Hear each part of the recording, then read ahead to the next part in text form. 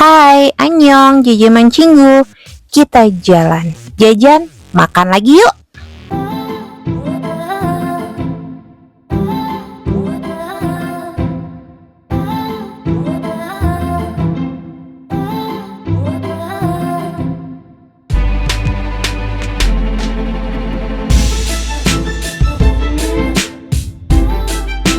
Kali ini aku mau ngajakin kamu semua untuk jalan-jalan ke halte Transjakarta Bundaran Hotel Indonesia. Letaknya persis di sebelahnya Bundaran HI Jakarta Pusat. Setelah kamu masuk ke halte Transjakarta Bundaran HI, di situ ada tangga. Kamu tinggal naik ke atas dan kamu akan menemukan tempat yang lagi hype banget, yang lagi tren banget, yang lagi pokoknya instagramable banget deh. Memang sih, ini masih dalam proses pembangunan, jadi masih ada beberapa spot yang belum rapih, masih agak berantakan, masih kosong, masih belum jelas gitu. Tapi kamu udah bisa buat foto-foto di sini karena kanan kirinya itu ada gedung-gedung bertingkat yang kece punya. Sebelah kanan ada Plaza Indonesia, ada Grand Indonesia, ada Hotel Indonesia. Terus sebelah kiri ada Wisma Nusantara. Terus ada Hotel Pullman. Nah, itu kece-kece semua buat difoto. Nah, kalau kamu masuk di situ, kamu akan menemukan maket perencanaan kira-kira nanti sekitaran Bundaran HI itu pembangunan akan menjadi seperti apa. Untuk kamu yang biasa naik transportasi umum Transjakarta, kamu bisa transit dulu di halte Bundaran HI ini, lalu naik ke atas. Tapi kalau kamu yang khusus datang ke sini untuk foto-foto, tetap harus bayar 3.500 dengan cara tap in, ngetapin kartu yang dari bank-bank itulah pokoknya. Semakin kamu jalan, nanti kamu akan semakin memasuki area yang open space. Ini tempatnya semakin terbuka karena nggak ada atasnya, nggak ada atapnya, jadi kamu akan semakin ngeliat Bundaran HI dan gedung-gedung bertingkat di sekitarnya itu dengan sangat jelas. Seperti di belakang aku, ini ada monumen selamat datang. Kenapa dibilang selamat datang? Karena tugu itu dibangun dulu waktu itu untuk menyambut para kontingen atau atlet atau tamu-tamu dari luar negeri untuk datang ke Jakarta pas ada acara konferensi gitu deh kalau nggak salah. Nah, itu di belakang ada Hotel Indonesia. Itu hotel pertama kali yang dibangun di Jakarta dengan standar internasional.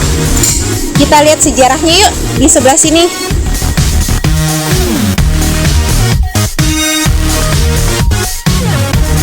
Oke, di sini ada sejarahnya. Ada ceritanya kenapa dibangun Bundaran HI ini. Bundaran Hotel Indonesia ini waktu itu pertama kali dibangun tuh mulai dari tahun 61. Tujuannya adalah menyambut atlet yang mau datang untuk Asian Games keempat tahun 1962.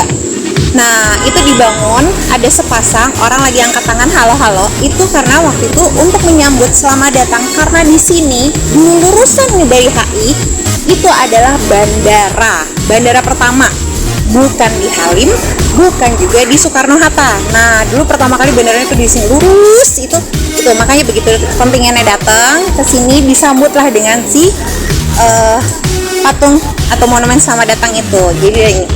Terus ada Hotel Indonesia juga, itu dibangun hotel yang pertama kali dibangun dengan standar internasional. Itu rencananya karena Jakarta itu sebagai ibu kota negara Indonesia. Ini sketsa rancangannya seperti ini, karena ini rencananya emang laki-laki dan perempuan yang menyambut tamu-tamu atau atlet-atlet, dan sekarang semua orang disambut di Jakarta sama untuk datang di Indonesia. Dan ini udah beberapa kali diukur sih sebenarnya untuk lingkarannya Bundaran HI-nya sendiri, karena awalnya belum ada air mancur kayak gitu, tapi sekarang ada air mancur. Dan itu sebenarnya kalau misalnya nanti dia ada di jam-jam tertentu, itu air mancurnya tuh agak lebih tinggi, jadi bukan yang flat. Ini kan kelihatannya pendek gitu, tapi nanti bisa ada yang lebih tinggi, ada yang flat, ada yang ini. Nah, untuk areanya ini sendiri juga ini termasuknya baru, dan ini lagi hype banget untuk foto-foto, karena dengan kita berdiri di sini di atas halte Transjakarta Hotel Indonesia, itu kita bisa lihat 360 derajat Jakarta.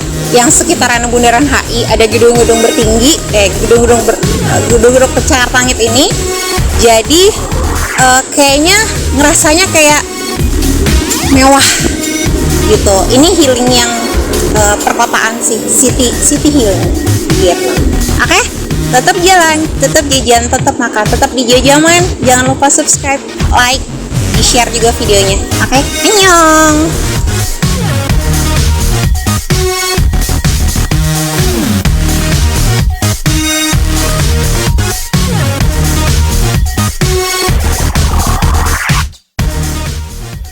Kalau kamu udah keluar dari halte Bundaran HI itu, untuk menyeberang jalannya ke pedestrian, kamu tinggal pencet tombol di lampu lalu lintasnya. Jadi emang sekarang udah nggak ada jembatan penyeberangan. Jadi penyeberangannya emang langsung di jalan rayanya itu. Tapi nggak boleh sembarangan ya, harus nunggu sampai dapat akses atau lampu hijau untuk penyeberang jalan.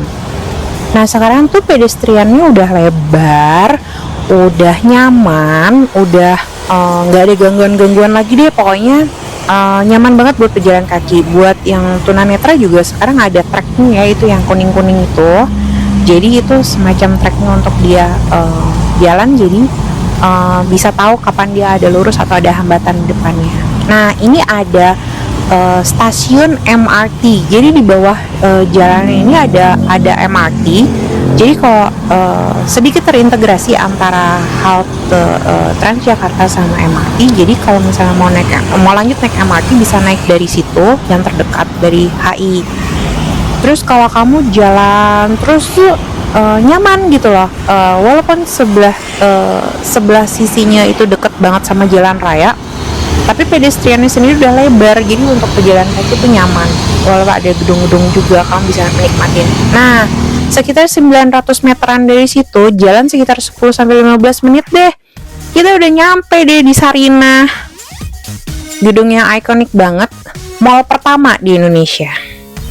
Sebenarnya di depannya Sarinah itu ada halte Transjakarta, tapi sekarang masih dalam proses revitalisasi, alias dibenahin supaya lebih besar, lebih bagus, lebih kece, lebih instagramable, dan mungkin nggak tahu ya nanti ke depannya apakah bisa buat foto-foto juga kayak yang di halte Bundaran HI tadi gitu.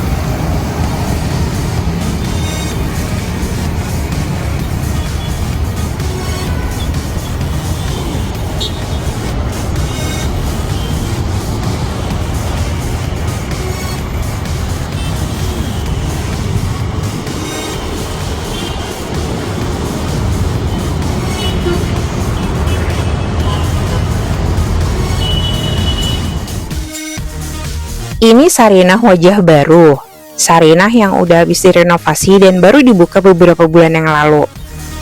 Kita lihat yuk ada apa aja di dalam Sarinah yang baru ini. Kayaknya tampilan luarnya udah kece.